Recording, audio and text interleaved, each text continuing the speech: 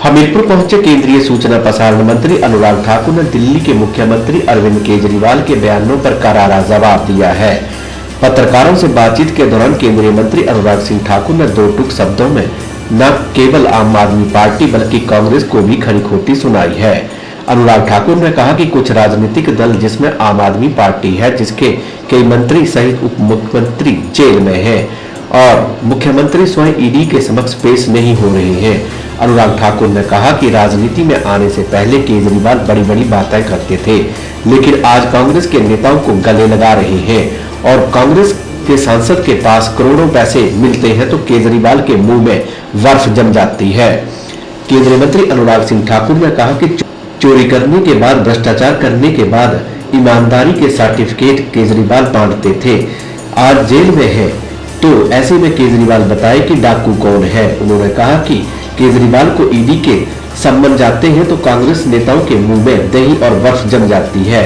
उन्होंने कहा कि कांग्रेस और आम आदमी पार्टी चोर चोर मुसेरे भाई हैं और कांग्रेस और आम आदमी पार्टी ने मिलकर मलाई खाई है। पश्चिमी बंगाल में ईडी पर हुए हमले को लेकर केंद्रीय मंत्री अनुराग सिंह ठाकुर ने कहा कि कभी संवैधानिक संस्थानों पर प्रश्न चिन्ह करना तो कभी स्वतंत्र जांच एजेंसियों पर हमला करना या तृणमूल कांग्रेस की आदत बन गई है। उन्होंने कहा कि भ्रष्ट पुलिस अधिकारियों के खिलाफ मुख्यमंत्री धरने पर बैठ जाए तो यह अराजकता नहीं तो और क्या है। उन्होंने कहा कि इससे बड़ा कुशासन का उदाहरण क्या होगा। इनके नेताओं ने गरीब जनता के पैसे को तृणमूल के लोग कटमनी से लेकर भ्रष्टाचार के माध्यम से खा गए हैं। अगर इसके खिलाफ जांच होती है तो तृणमूल पार्टी के सहयोग करना चाहिए था। तो उन्होंने कहा कि हक दिलाने की बजाय तृणमूल पार्टी ईडी पर हमले करवा रही है और हमलावर करने वाले व्यक्ति को संरक्षण देने वाले सबसे बड़े नेता की गाड़ी में पाया गया है।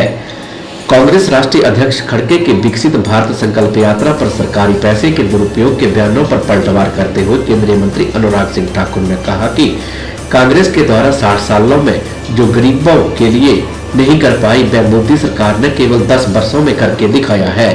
उन्होंने कहा कि मोदी सरकार चाहती है कि हर वंचित वर्ग को पूरा हक मिले, इसलिए देश भर में विकसित भारत संकल्प यात्रा चलाई है, लेकिन कुछ राज्यों की सरकारों ने भेदभाव किया है।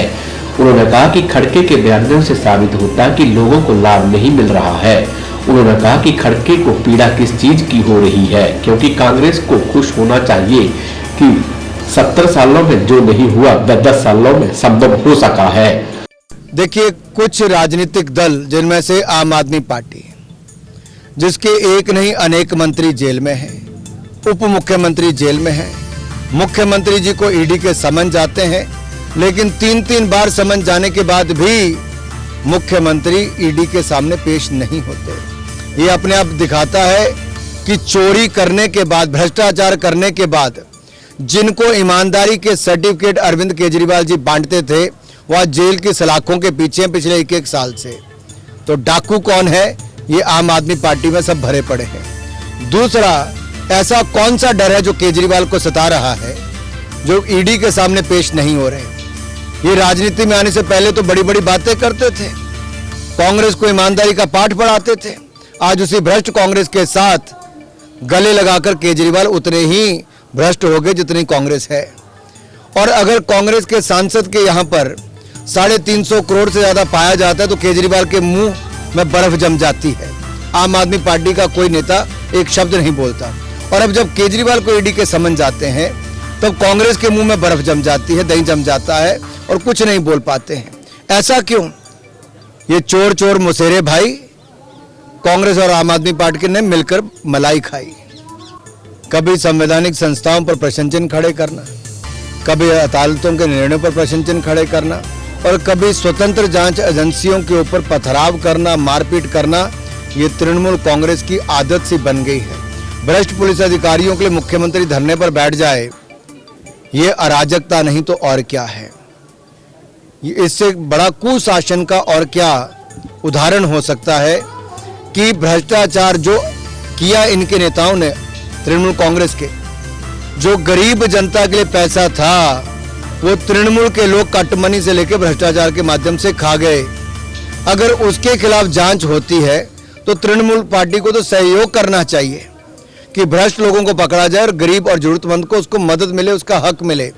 लेकिन उसका हक दिलाने की बजाय तृणमूल पार्टी तो हमले करवा रही और हमलावर को संरक्षण देने वाला वो नेता जिसकी शय पर किया गया वो किसी और की गाड़ी में नहीं, वो वहाँ के सबसे बड़े नेता की गाड़ी में पाया जाता है। इसका मतलब हत्या, अत्याचार, भ्रष्टाचार करने वालों को संरक्षण देने वाला कोई और नहीं, ममता जी का पूरा संरक्षण उनको मिल रहा है। नरेंद्र मोदी जी की सरकार में गरीब कल्याण की अनेकों अनेक योजनाएं चली जो कांग्रेस 60 वर्षों में नहीं कर पाई, वो मोदी सरकार ने 10 वर्ष में उसे कई गुना ज्यादा किया। 70 साल में 74 एयरपोर्ट थे, हमने 76 नए एयरपोर्ट बनाकर दे दिए। पिछले 70 साल में मात्र 7 एम्स थे, हमने 16 नए एम्स बनाकर दिए। पिछले 70 साल में 3,20,000 किलोमीटर सड़कें थी, हमने 4 लाख किलोमीटर ग्रामीण सड़कें बनाई। फिर 90,000 नेशनल हाईवे थे, 90,000 किलोमीटर, अब वो बढ़कर 1,50,000 किलोमीटर हो गए। इसी तरह से ही मेडिकल कॉलेज हर जिले में एक बना दिया। कांग्रेस जो सपनों में भी नहीं सोच सकती थी उसको साकार करने का काम, संकल्प से सिद्धि का काम मोदी सरकार ने किया। और अब भी मोदी सरकार ये चाहती है कि हर उस वंचित तक जो उसका हक था वो मिले, इसलिए देश भर में विकसित भारत संकल्प यात्रा चलाई गई है ताकि कोई लाभार्थी ऐसा बचे ना जिसको उसका हक अब तक ना मिले। बहुत सारी जगह देखा गया कुछ राज्य की सरकारों ने भेदभाव किया और लाभार्थियों को लाभ नहीं मिलने दिए। और इस खड़गे जी के बयान से साफ नजर आता है आज भी गरीब और जरूरतमंद की भलाई के लिए कांग्रेस तैयार नहीं। अगर केंद्र सरकार की योजनाओं को जन जन तक पहुंचाने का कार्य हो रहा है तो कांग्रेस की पेट में दर्द क्यों हो रहा है? आखिरकार उनको पीड़ा क्यों है? उनको तो खुश होना चाहिए था जो 70 साल में वो नहीं कर पाए, वो मोदी सरकार ने 10 साल में करके दे दिया।